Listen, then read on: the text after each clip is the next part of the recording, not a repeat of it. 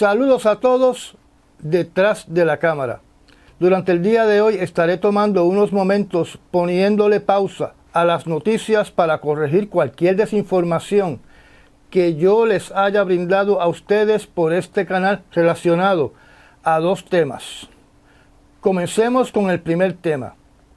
Estas aclaraciones entiendo que son importantes que usted las conozca, porque yo soy uno de los primeros que comete el error de confundir estos términos y las labores que hacen estos juristas internacionales. Y a veces inconscientemente cuando me refiero a uno, nombro al otro. Estoy hablando de la Corte Internacional de Justicia y la Corte Internacional Penal. O sea, el CIJ y el CIP, o en inglés, el ICJ y el ICC, que son the International Court of Justice y the International Criminal Court. La Corte Internacional de Justicia es aquella que brega con disputas internacionales o disputas entre países, como por ejemplo, las aguas territoriales del Mar Meridional, o la controversia que hay en estos momentos fronteriza en la zona del Esequibo en Guyana con Venezuela. Por otro lado, la Corte Internacional Penal, que comenzó sus funciones a principios del siglo XXI, brega con individuos y organizaciones que cometen actos criminales, como crímenes en contra de la humanidad, crímenes de guerra o genocidios. En el caso del conflicto de la Franja de Gaza, las dos cortes podrían llegar a decisiones sobre este conflicto. La Corte Internacional de Justicia atendería casos relacionados a pugnas fronterizas, aguas internacionales, derecho a la explotación de recursos naturales y problemas gubernamentales. Por otro lado, la Corte Internacional Penal brega con crímenes cometidos por individuos o grupos de individuos en asuntos de derechos humanos. En el caso del primer ministro Netanyahu y su ministro de la Defensa, más los 3 miembros de Hamas, para los cuales el fiscal Karim Khan solicitó la emisión de órdenes de detención. Estamos hablando de la Corte Internacional Penal y no de la Corte Internacional de Justicia. Así que me excusan por cometer la barrabasada de confundir los nombres, pero aparentemente muchas personas cometen el mismo error por lo similar de los nombres y porque ambas cortes están en los Países Bajos, en la ciudad de La Haya, que es la capital de ese país, y me parece que hasta están en el mismo edificio. Además, se utiliza mucho el nombre de la Corte Internacional de La Haya, donde cuando se usa esta frase simplemente no se sabe si se refiere a la penal o a la de justicia. Cuando se habla de la jurisdicción de la Corte Internacional Penal para investigar, procesar y condenar a personas por crímenes internacionales como el delito de genocidio, su jurisdicción es en todos los países del mundo. Es un error decir que no tiene jurisdicción en un país en particular. No podemos confundir la jurisdicción de la Corte Internacional Penal con la lista de países que prometieron obedecer y honrar y respaldar las decisiones de la Corte Internacional Penal. ¿Por qué se puede decir que la jurisdicción es global? La contestación a esta pregunta es que si, por ejemplo, si una persona en un país que no es miembro de la Corte Internacional Penal comete un acto de genocidio, la Corte Internacional Penal lo puede acusar, procesar en ausencia y condenar. Y cuando dicha persona toque el suelo de un país miembro de la Corte Internacional Penal, puede ser arrestado y transferido inmediatamente ante la Corte Internacional Penal o a una de las prisiones que le dan servicio a la Corte Internacional Penal. Vamos a dar un ejemplo hipotético. Si la Corte Internacional Penal emite una orden formal de detención contra Benjamín Netanyahu y Benjamín Netanyahu se va de vacaciones a caminar por las calles de Berlín, las autoridades de Berlín en Alemania lo pueden arrestar con la justificación que representan a la Corte Internacional Penal. De hecho, Alemania anunció que si Benjamin Netanyahu visita ese país, será arrestado. Como ustedes saben, la Corte Internacional Penal emitió una orden de arresto, de detención contra Putin, donde Rusia no tiene la obligación de arrestar a Putin porque Rusia no es parte de los miembros de la Corte Internacional Penal, donde vimos que en la reunión del BRICS en Sudáfrica, país miembro de la Corte Internacional Penal, Putin no se presentó físicamente, pero sí estuvo presente a través de una conferencia virtual, o sea, en una transmisión de internet proyectada a una pantalla. De esa manera no puso en peligro la membresía de Sudáfrica con la Corte Internacional Penal. Otra reacción del Kremlin fue amenazar a los países miembros de la Corte Internacional Penal, diciendo que arrestar a Putin es una declaración de guerra. Como China no es miembro de la Corte Internacional Penal, por eso es que vemos que Putin viaja regularmente a ese país. De los 193 países miembros de las Naciones Unidas, solo 124 se hicieron miembros o se comprometieron a respetar la Corte Internacional Penal y por ende tienen la obligación de representar a dicha Corte cuando haya que hacer una detención en dichos países. Así que 193 menos 124 nos da 69, que es el número de países que no se comprometieron a respetar la Corte Internacional Penal. Y entre esos países que no se comprometieron a respetar la Corte Internacional Penal se encuentra Rusia, China, Estados Unidos, Israel, Turquía, India, Arabia Saudita, Irán y Egipto, para dar unos ejemplos. Estados Unidos ayudó a establecer la Corte Internacional Penal, pero no es parte de los países miembros. Si la Corte Internacional Penal hubiese existido durante la Segunda Guerra Mundial, se hubiese encargado de los juicios de Nuremberg y hubiese mandado a detener al presidente Harry Truman por autorizar el uso de bombas atómicas sobre civiles en Japón. La Corte Internacional Penal no es la única corte que en el siglo XXI ha enjuiciado y condenado ciudadanos de otro país por alegados crímenes en contra de la humanidad. En esta semana salió una noticia que indica que una corte de París condenó durante el viernes 24 de mayo, en ausencia, a 3 funcionarios de Siria de alto rango a una pena de cadena perpetua por complicidad en crímenes de guerra perpetrados durante la guerra civil en el régimen del presidente de Siria llamado Assad. El artículo alega que este es un evento histórico porque es el primero en realizarse en Europa. El juicio se centró en acusaciones relacionadas a la detención en Damasco en el año 2013 del ciudadano con nombre Mazen Dabag y su hijo Patrick, que fueron torturados y asesinados por estos 3 oficiales de Siria.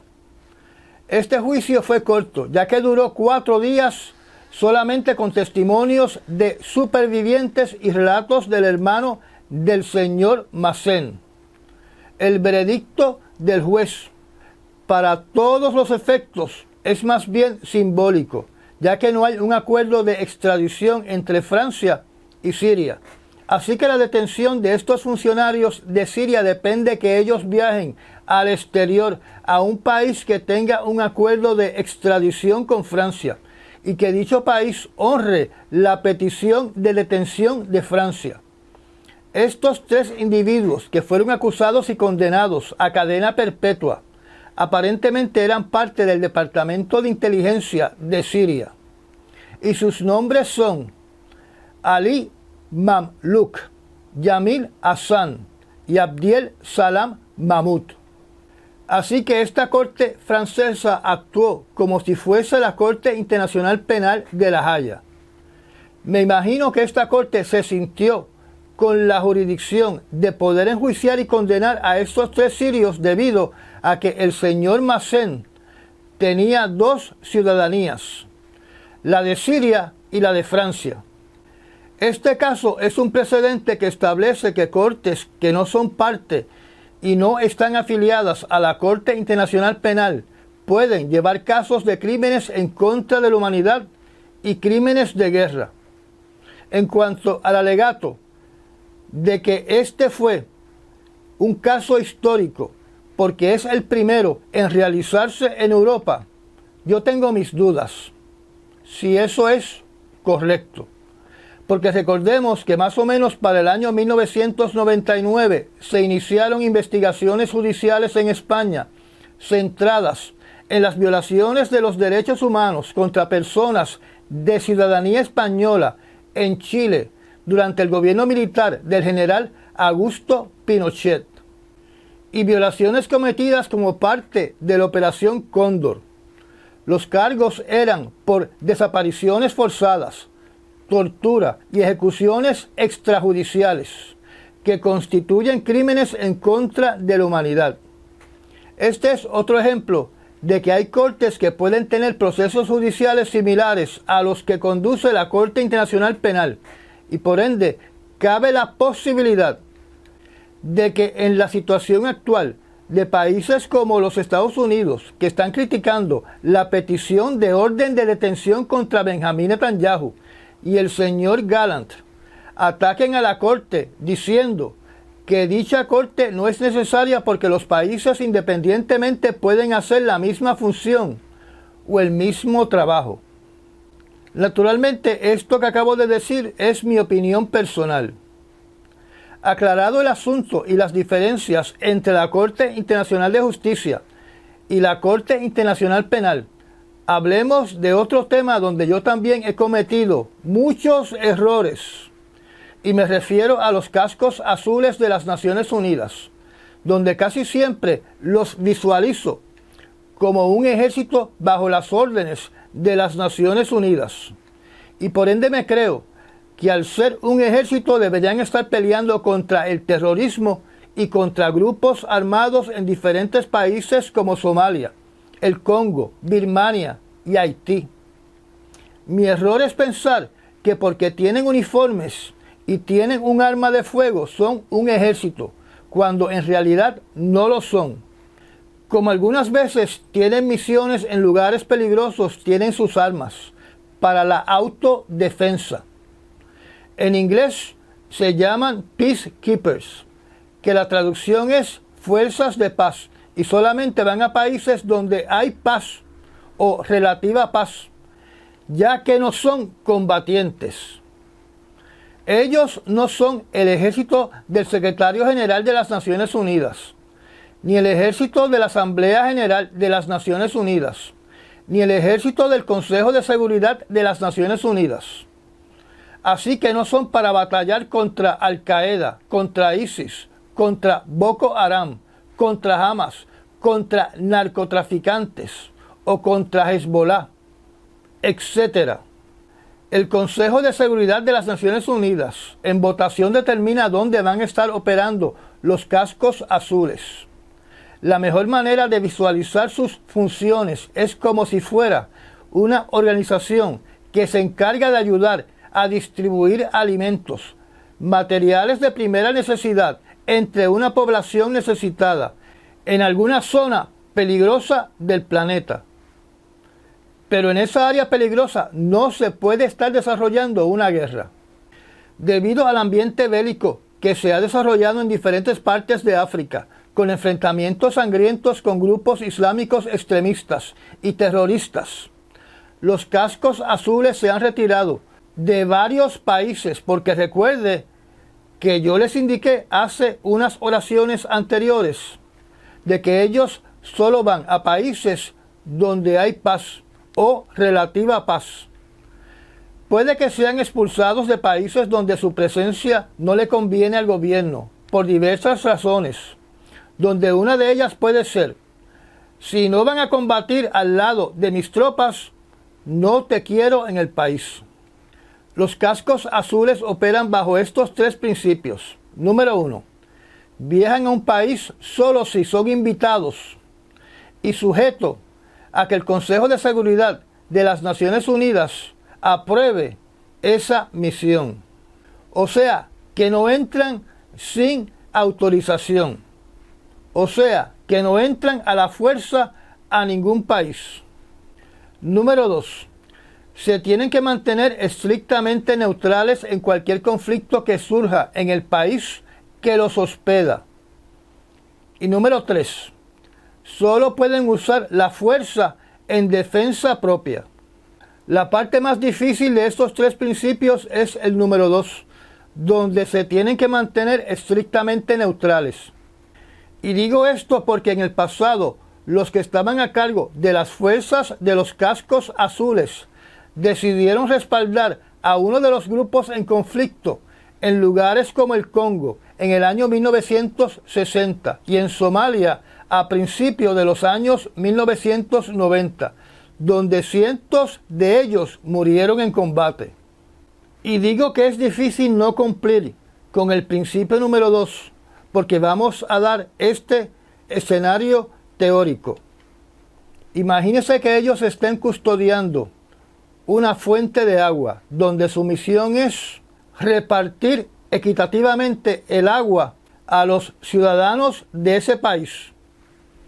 Y de repente se aparece un ejército contrario a masacrar a todos esos civiles. El principio número 2 los obliga a ellos a simplemente observar la matanza, porque no pueden participar en el conflicto bélico o guerra civil que se está desarrollando en ese país. Este escenario se podría convertir en una realidad en un país como Sudán, donde las fuerzas de reacción rápida están en conflicto bélico con el ejército del gobierno del país. Así que si se suscita un escenario como el que acabo de pintar, para ellos va a ser bien difícil mantenerse completamente neutrales. Y es posible que uno de ellos o más de uno de ellos decida intervenir para proteger a los civiles, donde se estaría violando el principio número 2 y entonces los cascos azules estarían interviniendo directamente en esa guerra. Las misiones de paz en países en conflicto autorizadas por el Consejo de Seguridad de las Naciones Unidas están condenadas a fracasar si no hay un acuerdo de paz estable y confiable de mantener la paz en dicho país. Cuando se presenta una situación violenta o mortífera en un país donde se acordó un alto al fuego, los cascos azules no pueden cumplir con su misión. En otras palabras, si no existe un alto al fuego total en un país que experimenta un conflicto, los cascos azules serán ineficientes o no podrán cumplir con su misión. A nivel de la percepción internacional civil, lo que la gente espera de ellos es que se comporten como un ejército para imponer la paz con su armamento. Esto a su vez hace que los cascos azules se enfrenten con el problema y la presión psicológica que la comunidad internacional civil les impone, porque le atribuyen una ineludible responsabilidad de que ellos son los que tienen que imponer un fin a las agresiones en ese país. O sea que muchas personas esperan que ellos se enfrenten a tiro limpio para imponer la paz con sus armas, sin considerar que estamos hablando que muchos cascos azules perderán la vida para satisfacer los deseos de estas personas. Yo conozco a personas que critican el por qué no envían cascos azules al país de Haití para enfrentarse a tiro limpio con las gangas del señor Barbecue, porque para ellos su creencia es que para eso existen los cascos azules. Recuerde que los cascos azules no son boinas verdes, no son Spetsnaz, no son Navy SEALs, no son mercenarios de Black Waters y no son mercenarios de Wagner Group. Los cascos azules son asistentes armados o guardias de seguridad que ayudan en diferentes países, representando a las Naciones Unidas. Piensa que son trabajadores de la Cruz Roja armados. Nosotros, y yo me incluyo, le imponemos responsabilidades que no le corresponden y hasta los criticamos sin fundamento. Que usted quiera que las Naciones Unidas tenga un verdadero ejército para enviarlo a batallar a cualquier país del mundo. Tenga mucho cuidado con lo que usted pide, porque varios países se pueden unir para tener mayoría en una votación para que ese ejército de la ONU lo ataque a usted. Por ahora, como dicha decisión se toma en el Consejo de Seguridad de las Naciones Unidas, cuya votación tiene que ser unánime, y como se tienen que cumplir las 3 condiciones que mencioné, la probabilidad de utilizar los cascos azules como un ejército hostil invasor por las Naciones Unidas son casi nulas. Digo casi nulas porque el día que todos los miembros del Consejo de Seguridad sean marionetas de Rusia, será un escenario de sálvese quien pueda. Lo mismo aplica si todos son marionetas de los Estados Unidos o de China. En el presente, la presencia tan amplia de grupos terroristas imposibilita que los cascos azules puedan cumplir con sus misiones, ya que su trabajo se ha convertido en extremadamente peligroso en muchos países del planeta y por ende, debido al peligro de que miembros de los cascos azules pierdan sus vidas a manos de estos grupos terroristas, sus misiones son más limitadas. Las Naciones Unidas mantienen una página de dónde están localizados estos cascos azules en estos momentos. Según ellos, los cascos azules están cumpliendo diferentes misiones en Kosovo, en Sahara Occidental, ayudando en las elecciones, ayudando en la frontera entre Pakistán e India, en la República de Sudán del Sur, en la República Central Africana, en la República Democrática del Congo, en Chipre, llevando ayuda humanitaria, en el Líbano, ayudando a los civiles que fueron afectados después del cataclismo de la explosión en el puerto de Beirut. Hablemos par de oraciones sobre los cascos azules y los conspiralocos. En misiones y ejercicios que han tenido los cascos azules en los Estados Unidos, los conspiralocos los han asociado con una operación militar de los amos del mundo, a los que ellos le ponen nombrecitos como el Cabal y los Illuminati, para invadir y tomar control de los Estados Unidos y esclavizar a los estadounidenses. O sea, que si los cascos azules se presentan para ayudar en un desastre natural, como el impacto de un huracán o el azote de un terrible terremoto, estos conspiralocos van a rechazar y van a condenar y se van a inventar decenas de conspiralocuras por la presencia de los cascos azules. Para ellos, por ninguna razón, pueden estar presentes los cascos azules en los Estados Unidos. Con esto llego al final de corregir cualquier disparate que haya dicho en el pasado. Que pasen un feliz fin de semana y los volveré a ver cuando prepare el compendio de noticias de todo lo que ha pasado durante las últimas 72 horas. Hasta pronto. Y ya llegamos al final de esta charla. Gracias a los patrocinadores y a las personas que me han dado un Super Thanks. Suscríbase y apriete la campanita. Recomiende este canal y nos vemos en el próximo análisis noticioso. Hasta mañana.